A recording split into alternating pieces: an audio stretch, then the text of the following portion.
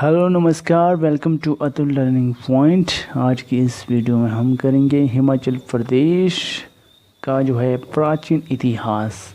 हिमाचल प्रदेश के प्राचीन इतिहास से संबंधित जो है यह वीडियो रहेगी। इसमें हम हिमाचल प्रदेश के प्राचीन इतिहास से संबंधित जो है मेन जो बिंदु रहेंगे उनकी ऊपर हम चर्चा करेंगे। तो चलिए शुरू करते हैं वीडियो को। हिमाचल प्रदेश का प्राचीन इतिहास। सबसे पहला जो इसमें पॉइंट आता है प्रागैतिहासिक जो है काल, जो प्राचीन इतिहास का रहता है हिमाचल प्रदेश में।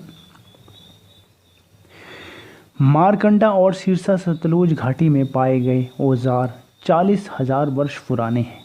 हिमाचल प्रदेश का प्रागैतिहासिक काल में मध्य एशिया से आर्यों तथा भारत के मैदानी इलाकों से पहाड़ों पर लोगों के बसने का इतिहास प्रस्तुत करता है। भारत के मैदान से होकर आकर बसने वाले लोगों से पूर्व कौल, जिन्हें आज कोली, हाली, डोम और चनाल कहा जाता है, संभवतः हिमाचल प्रदेश के प्राचीन निवासी हैं। तो ये रहा हमारा जो पहला पॉइंट, प्रागैतिहासिक काल। अब चलते हम दूसरे जो पॉइंट के ऊपर, जो कि रहता है दूसरा हिमाचल प्रदेश के इतिहास में, प्राचीन इतिहास में, वैदिक काल और खस। ऋग्वेद में हिमाचल प्रदेश के प्राचीन निवासियों का दस्यु, निषाद और दशास के रूप में वर्णन मिलता है। दस्यु राजा शांबर के पास यमुना के से व्यास के बीच की पहाड़ियों में 99 किले थे।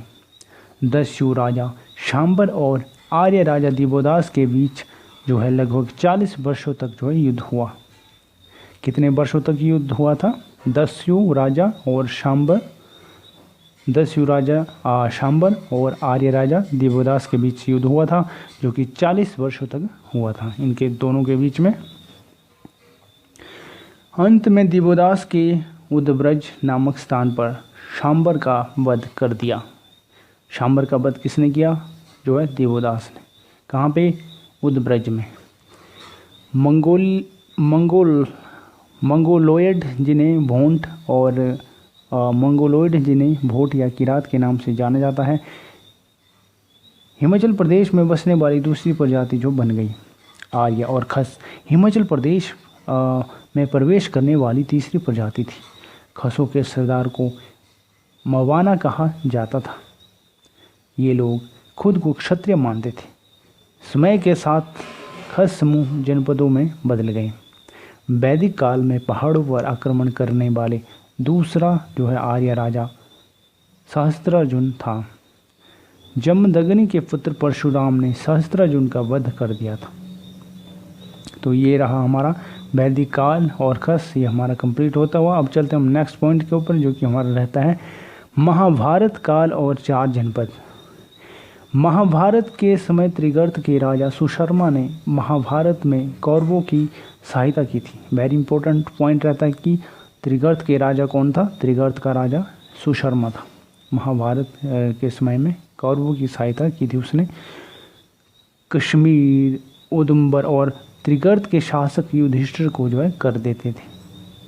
कुल्लू की देवी जो है राक्षसी देवी जो हिडिंबा का भीम से विवाह हुआ था।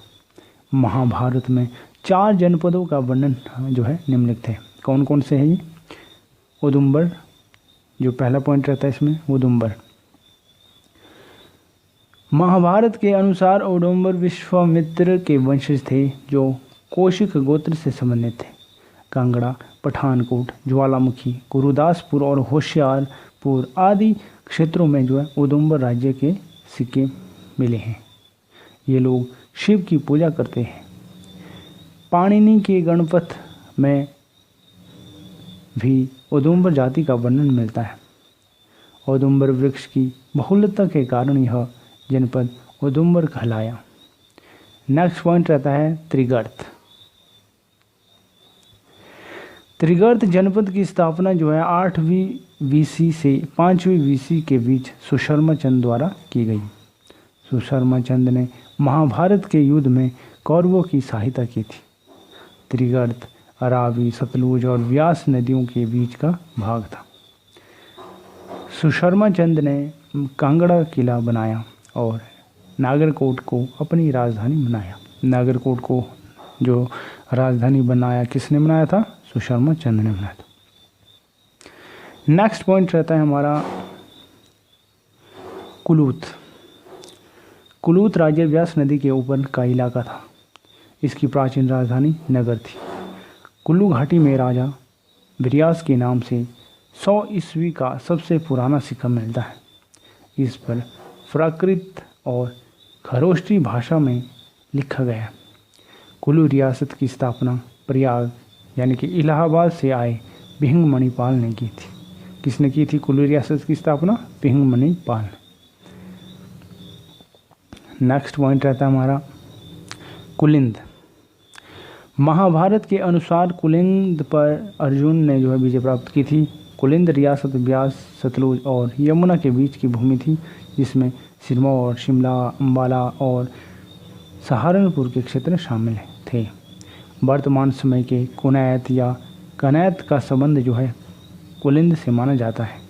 यमुना नदी पौराणिक नाम इसका कालिंदी है और इसके साथ साथ पड़ने वाले क्षेत्र को कुलिंद कहा गया है। नेक्स्ट पॉइंट रहता है सिकंदर का आक्रमण। सिकंदर ने 326 BC के समय भारत पर आक्रमण किया और व्यास नदी तक पहुंच गया। सिकंदर का सेनापति कोइनोस था। सिकंदर ने व्यास नदी के तट पर अपने भारत अभियान की निशानी के तौर पर बाहर स्तूपों का निर्माण करवाया था, जो अब नष्ट हो चुके हैं।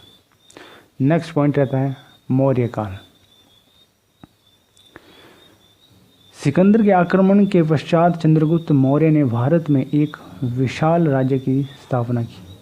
कुलिंद राज्य को मौर्य काल में शिरु मौर्य कहा गया, क्योंकि कुलिंद राज्य मौर्य साम्राज्य के शीर्ष पर स्थित था।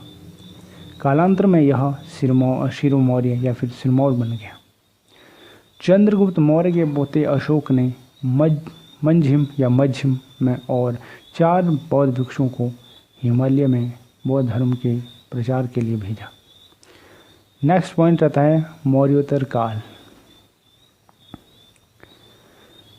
मौर्य के पतन के बाद शुंग वंश पहाड़ी गणराज्यों को अपने अधीन नहीं रख पाए और वे स्वतंत्र हो गए। ईसा पूर्व प्रथम शताब्दी के आसपास शकों का आक्रमण शुरू हुआ। शकों के बाद कुषाणों के सबसे प्रमुख राजा कनिष्क के शासनकाल में पहाड़ी राज्यों ने समर्पण कर दिया और कनिष्क की अधीनता स्वीकार कर ली। नेक्स्ट पॉइंट रहता है गुप्त काल। गुप्त साम्राज्य की नींव चंद्रगुप्त प्रथम के दादा श्रीगुप्त ने रखी। समुद्रगुप्त भारत का नेपोलियन यानी जिसे कहा जाता है इस वंश का सबसे प्रतापी राजा था। किस वंश का? गुप्त काल का। नेक्स्ट और अंतिम पॉइंट रहता है हमारा हुण। इसी के साथ ही हमारी वीडियो कवर होएगी। तो नेक्स्ट पॉइंट रहता है हुण। गुप्त वंश की समाप्ति का मुख्य कारण हुणों का आक्रमण था। हुणों का प्रमुख राजा तोरमान और उसका पुत्र मिहिरकुल था। गुज्जर और गद्दी स्वयं को हुणों के वंशज मानते हैं।